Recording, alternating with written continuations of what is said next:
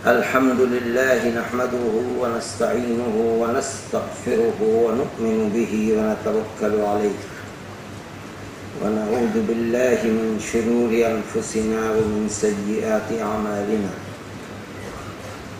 من يهده الله فلا مضل له ومن يضلل فلا هادي له ونشهد أن لا إله إلا الله وحده لا شريك له ونشهد أن سيدنا ومولانا محمدا عبده ورسوله اما بعد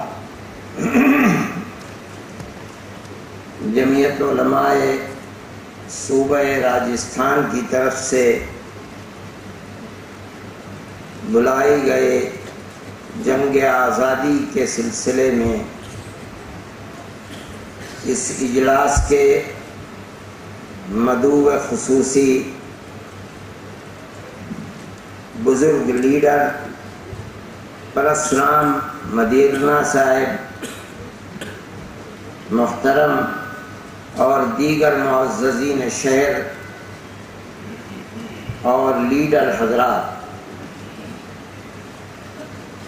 علماء کرام اور اس عظیم الشان جلسے میں شریک ہونے والے اہالیان جودھ پور اور صوبہ راجستھان کے دیگر حضرات اور جمعیت علماء کے ورکرز، ہندوستان میں رہنے والی ہر قوم اپنے بزرگوں کی تاریخ اور خصوصیت سے آزادی وطن کے سلسلے میں ان کی قربانیوں کا ذکر کم و بیش 1.5 سال سے برابر کر رہی ہے۔ ہندوستان کی گورنمنٹ نے پچھلے سال کو اس سلسلے کے اندر ملک کی آزادی کے سلسلے میں 1857 سے لے کر اس وقت تک 150 سال کی تقریبات کا سال بنایا تھا۔ اس سلسلے میں ملک میں بسنے والے مسلمانوں کے لیے بھی یہ ضروری تھا کہ وہ اپنے بزرگوں کی قربانیوں کا ذکر کرتے، اور انہوں نے کیا، اور بالخصوص جب کہ ان کی قربانیاں اس ملک کی آزادی کے سلسلے میں تاریخی اعتبار سے جن کا انکار ممکن نہیں ہے، ملک میں بسنے والے ہر طبقے کے مقابلے میں بڑی لمبی اور بہت زیادہ ہے۔ یہ ضروری تھا کہ وہ اپنی اس تاریخ کو شہر شہر دہراتے، اور مسلمانوں پر یہ ضروری ہے کہ وہ اپنے آباء و اجداد اور بزرگوں کی تاریخ کو پڑھیں، جانیں، اس لیے کہ جو قوم اپنے بزرگوں کی قربانیوں بھری تاریخ کو بھلا دے گی، وہ قوم اپنے مستقبل کے لیے کسی صحیح راستے کو کبھی متعین نہیں کر سکتی۔ یہ ضروری ہے اور یہ ضروری تھا۔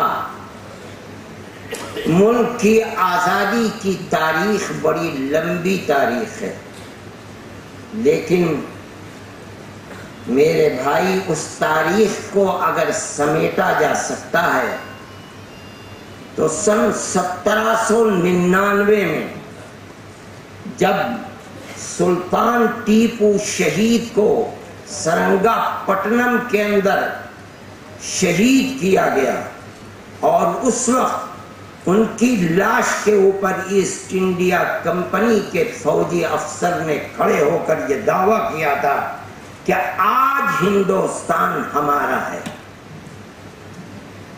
ملک کی آزادی کے لیے قربانیاں دینے کے لیے کھڑے ہونے کی تاریخ کی ابتدا وہاں سے ہوگی۔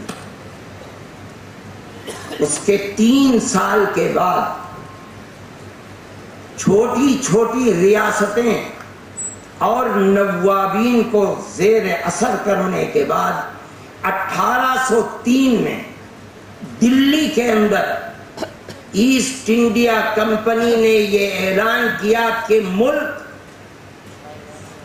بادشاہ سلامت کا، خلق خدا کی، لیکن حکم ایسٹ انڈیا کمپنی کا ہے۔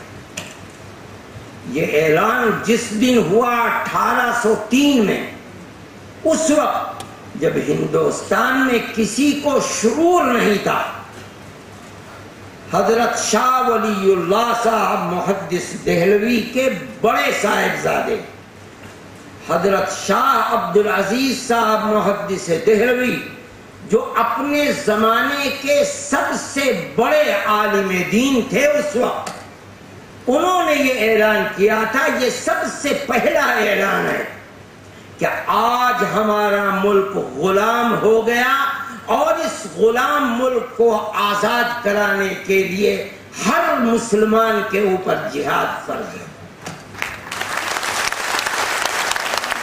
یہ وہ وقت تھا کہ جب ہندوستان کے کسی طبقے کے اندر آزادی وطن کے لیے اعلان کرنے کا شعور نہیں تھا، احساس نہیں تھا، ہمت نہیں تھی۔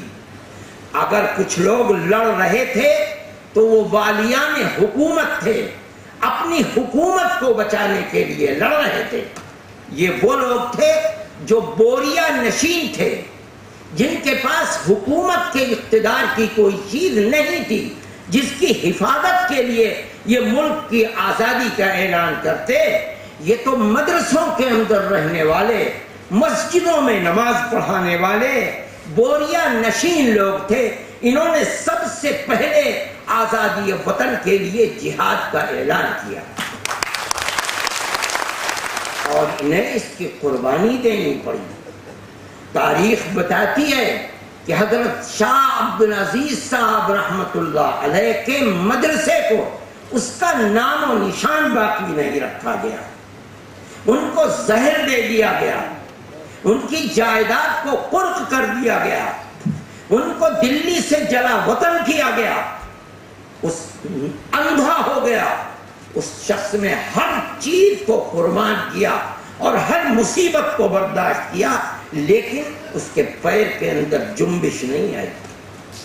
اس نے اپنی زندگی کے اندر اپنے شاگرد اور اپنے خاندان کے افراد کو تیار کیا کہ میں بوڑھا ہو گیا ہوں، لیکن میرا جو پروگرام ہے اور میں نے اس ملک کی آزادی کے لیے جہاد کا جو فتویٰ دیا ہے، اس کو عملی طریقے کے اوپر آگے بڑھانے کے لیے اپنے سر سے کفن مانگو۔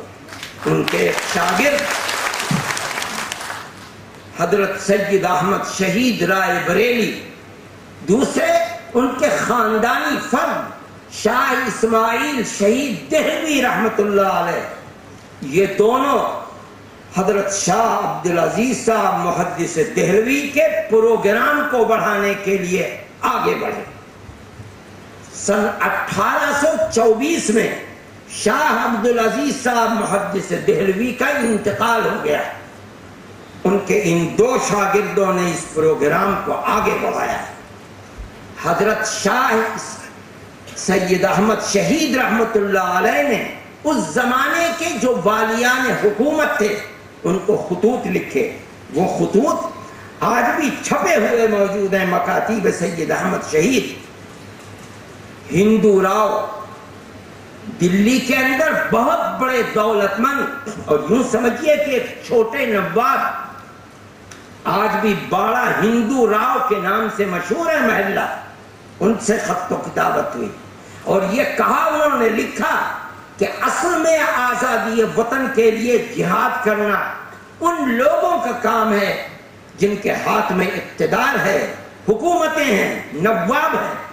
ہم نے ان کے ضمیر کو جھنجھوڑا، ہم نے ان کو کھڑا کرنا چاہا، ہم نے یہ چاہا کہ ملک غلام بن گیا ہے، اس ملک کو آزاد کرانے کے لیے وہ اٹھے، لیکن ہم نے ان کے اندر سرد مہری پائی، ان کے اندر ہمت نہیں ہے۔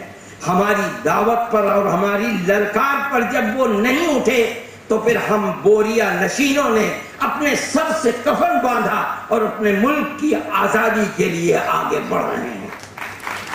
انہوں نے پورے ملک کے دورے کیے، آپ کے اس صوبے کے اندر بھی پہنچے۔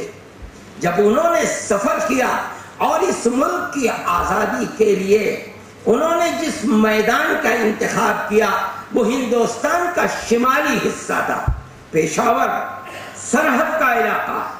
انہوں نے پورے ملک کے دورے کیے، جگہ جگہ پہنچے اور مسلمانوں سے، اس لیے کہ دوسرا طبقہ کھڑا نہیں ہو رہا تھا، مسلمانوں سے انہوں نے بیعت لی ہے، عہد کرایا ہے کہ وہ اگر ملک کو ضرورت پڑے گی تو کسی قربانی سے پس و پیش نہیں کریں گے۔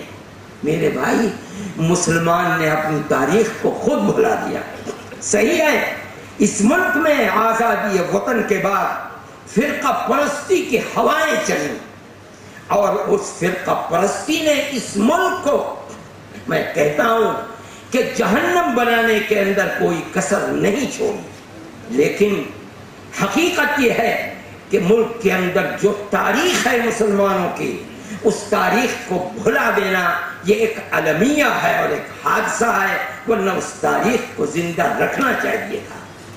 انہوں نے پورے ملک کے دورے کیے۔ میں آپ کو بتاتا ہوں کہ ان کی وجہ سے ملک کی آزادی کے لیے جہاد کرنے کی کیسی تاریخ اور کیسی جلن پیدا ہوئی اور کیسی تپش اور حرارت پیدا ہوئی۔ وہ دورہ کرتے کرتے بنارس کے قریب ایک جگہ ہے غازی پور، وہاں پہنچے، لوگوں سے بیعت لی۔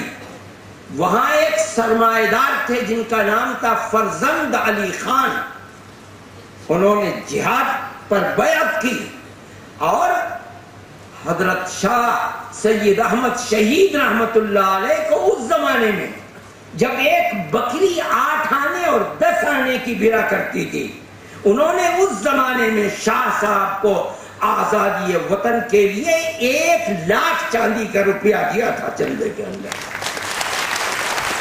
آپ دیکھیے آج کے کروڑوں روپے کے برابر ہو جاتا ہے۔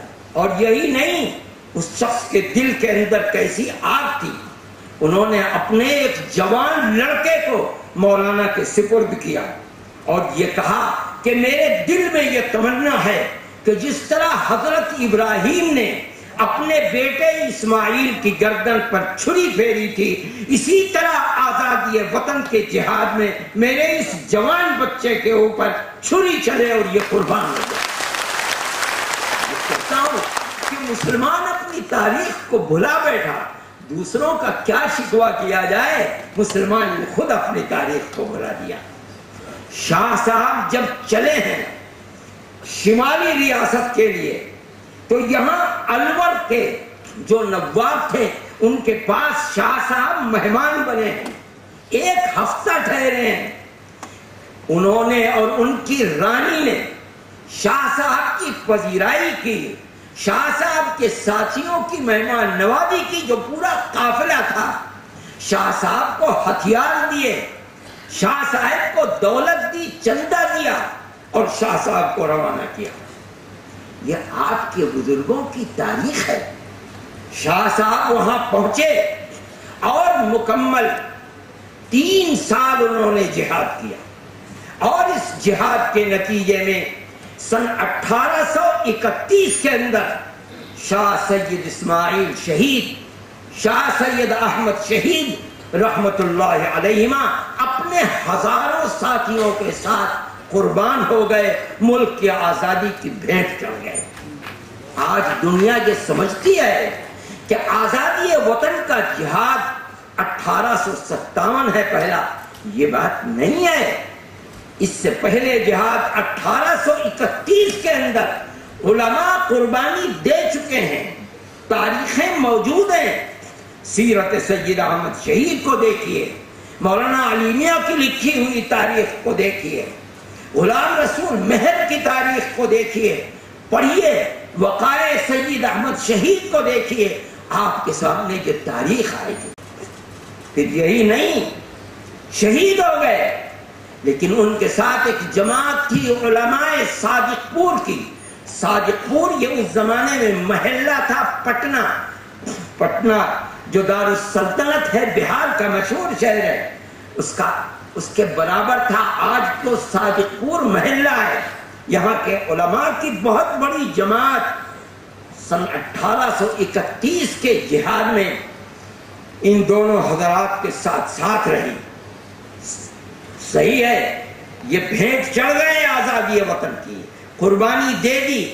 علماء صادق پور نے بالا کوٹ میں شہادت کے بعد اس حصے کو چھوڑا نہیں، وہیں رہ گئے اور سن 1846 تک برابر جہاد کرتے رہے۔ یہ سب سے پہلا جہاد ہے، یہ اس وقت کا جہاد ہے جب جہاد کے اندر تنہا مسلمان ہے شریک۔ کچھ لوگ ہیں، یہ کہا جاتا ہے، نام آتا ہے کہ حضرت شاہ صاحب کا جو توپچی تھا، شاید اس کا نام رام لال تھا، وہ ایک ہندو تھا، لیکن عام طریقے کے اوپر اس جہاد کے اندر تنہا مسلمان اور علماء نظر آتے ہیں۔ تاریخ بتاتی ہے کہ غازی پور کے 6 آدمی اس جہاد کے اندر شہید ہوئے ہیں۔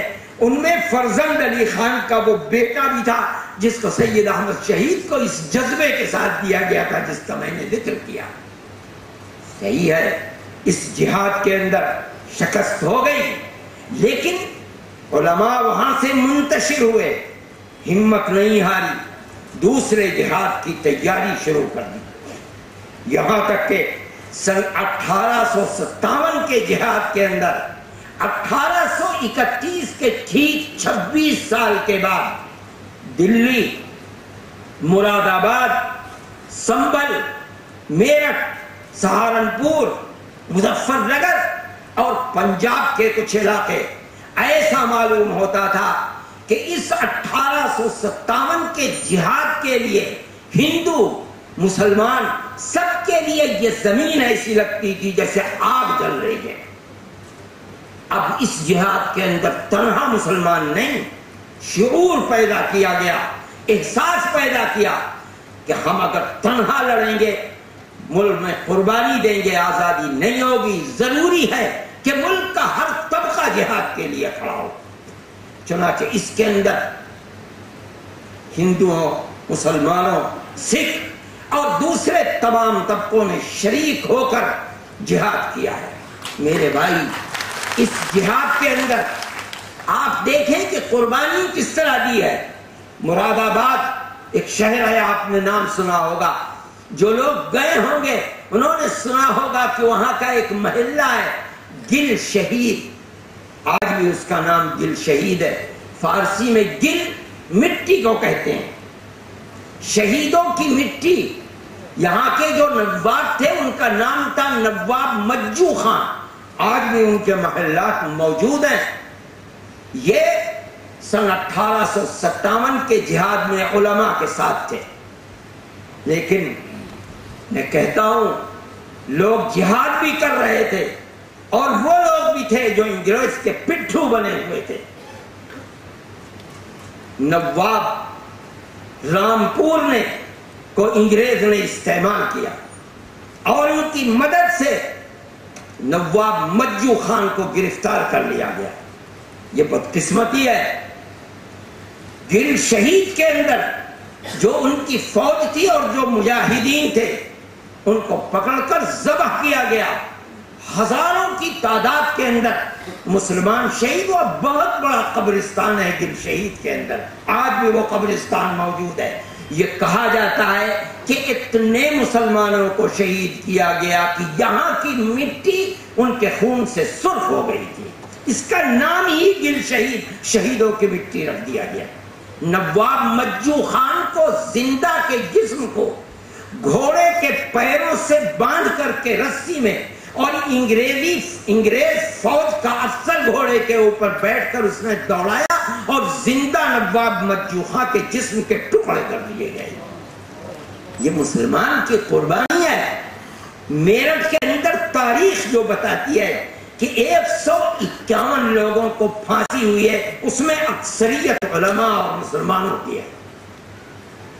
دلی کے اندر 1857 کے اندر جو دلی شاہان مغلیہ کے دور سے قرآن و حدیث یعنی علوم اسلامیہ کا مرکز تھا، اور وہاں علماء بے حد و حساب تھے، 1857 کے نتیجے میں 1857 میں 34,000 علماء کو شہید کیا گیا۔ یہ اعلان تھا کہ جس کے چہرے پر داڑھی ہے اور اس کے جسم کے اوپر عالم ہونے کی نشانی ہے، لمبا کرتا اور سر کے اوپر ٹوپی ہے، بغیر کسی جرم کے اس کو پکڑ کر شہید کر دیا جائے، سولی پر چڑھا دیا جائے۔ لال قلعے سے لے کر اور شاہی جامع مسجد تک جتنے درخت تھے ان کے اوپر علماء کی لاشیں لٹکی ہوئی تھی۔ کیوں؟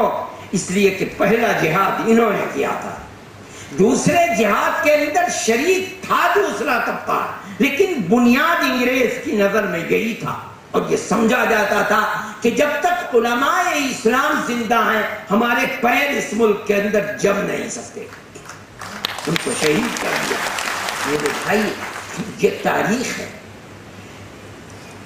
انہی کے ساتھ ساتھ باغپت کے اندر راج مل ایک شخص تھا جس کی اپنی فوج تھی۔ اس ہندو کو، راج مل کو انگریز سے کتنی دشمنی تھی اور اس کی فوج کس قدر طاقتور تھی۔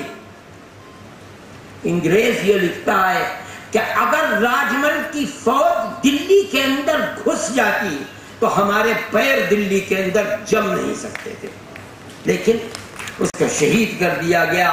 اسی طریقے کی صورت وہاں بھی پیدا ہوئی کہ کچھ لوگ ساتھ لگ گئے، اور وہ انگریز کے آج تک یہ قوم جہاں جنگ کرتی ہے لوگوں کو خرید کر جنگ کرتی ہے۔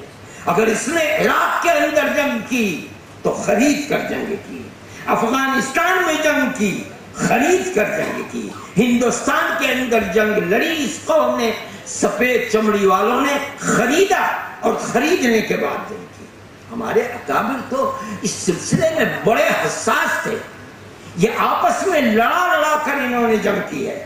حضرت مدنی نور اللہ مرقدہ کا ایک مقولہ عام تھا، وہ یہ کہا کرتے تھے، فرمایا کرتے تھے کہ اگر سمندر کی تہ میں مچھلیاں لڑ رہی ہوں گی تو دیکھو گے تو ضرور کہیں نہ کہیں انگریز چھپا ہوا بیٹھا ہوگا جو انہیں لڑا رہا ہوگا۔ لوگ اس قدر حساس تھے اس سلسلے کے اندر۔ چنانچہ یہ جنگ ہوئی میرے بھائی، اس جنگ کے اندر بھی اس ہندوستان کے رہنے والوں کو شکست کا سامنا کرنا پڑا، لیکن علماء نے ہمت نہیں آئی۔ میرے بھائی یہ دو جنگیں ہوئی ہیں، جہاد ہوئے ہیں۔ پہلے جہاد کے اندر تنہا مسلمان تھا، دوسرے جہاد کے اندر مسلمان اور ہندو، سکھ، عیسائی مختلف طبقے شریک ہوئے ہیں۔ مسلمان ان دو جنگوں کے بعد بیٹھ جاتے، پست ہو جاتے، ہمت جواب دے جاتی، لیکن علماء نے ہمت نہیں ہاری۔ ان کے سامنے دو مسئلے تھے۔ ایک تو مسئلہ یہ تھا، وہ لوگ چھپ گئے، جو لوگ بچ گئے تھے وہ چھپ گئے۔ ان کے اندر حضرت حاجی امداد اللہ صاحب مہاجر مکی جو بوڑھے تھے لیکن ہمارے تمام اکابر کے سرپرست تھے، ان کو بڑی خوش اسلوبی کے ساتھ چھپا چھپا کر ہندوستان سے نکال کر اس زمانے کے اندر سلطنت عثمانیہ ترکی حکومت کے ماتحت سعودی عرب تھا، وہاں بھجوا دیا گیا۔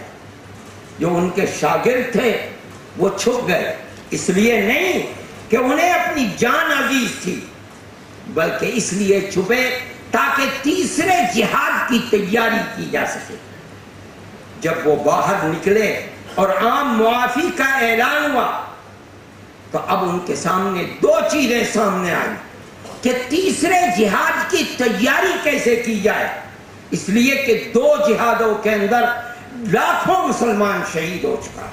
تیسرے جہاد کے لیے مجاہدین آزادی آئے کہاں سے، باقی نہیں رہ گئے، مر گئے، شہید ہو گئے، کہاں سے تیسرے جہاد کی تیاری ہو گئی۔ ایک اور دوسری چیز یہ ہے کہ حالات کی ستم ظریفی دیکھیے، وہ لوگ جو کل تک سر سے کفن باندھ کر اپنے ملک کی آزادی کے لیے قربانی دے رہے تھے اور قربانی دے دی، جن کے رگ و ریشے کے اندر انگریز کی دشمنی بیٹھی ہوئی تھی، آج انہی کے یتیم بچے قسم پرسی کے عالم میں گھروں سے باہر آ گئے، چلے گئے دنیا سے، اور اولاد کے پاس کچھ نہیں، بیوہ ماں یتیموں کی پرورش کہاں سے کرے؟ وہ گھروں سے باہر آ گئے، اور اس ملک کے اندر پادریوں کا ایک سیلاب ہے، وہ ان یتیموں کے ہاتھ کو پکڑتے ہیں، کہتے ہیں کہ ہمارے ساتھ چلو، ہمارے حوالے کر دو، گھر میں کھانا نہیں ہے، ہم اس بچے کو کھانا کھلائیں گے، تمہیں کپڑا پہنانے کے لیے نہیں ہے، ہم اس بچے کو کپڑا بھی دیں گے، تمہیں اس بچے کو تعلیم کے لیے پیسہ نہیں ہے، ہم اس بچے کو مفت تعلیم بھی دیں گے، اس بچے کو ہمارے حوالے کرو۔ دیکھیے حالات کی ستم ظریفی، جس کا باپ ملک کے لیے قربان ہو گیا، جس کے رگ و ریشے کے اندر انگریز کی دشمنی ہے، آج اسی کی اولاد ان پادریوں کے حوالے ہے، اور وہ اسکول میں جا کر بچے رہ رہے ہیں، کھا رہے ہیں، پڑھ رہے ہیں۔ کیا مطلب؟ انگریز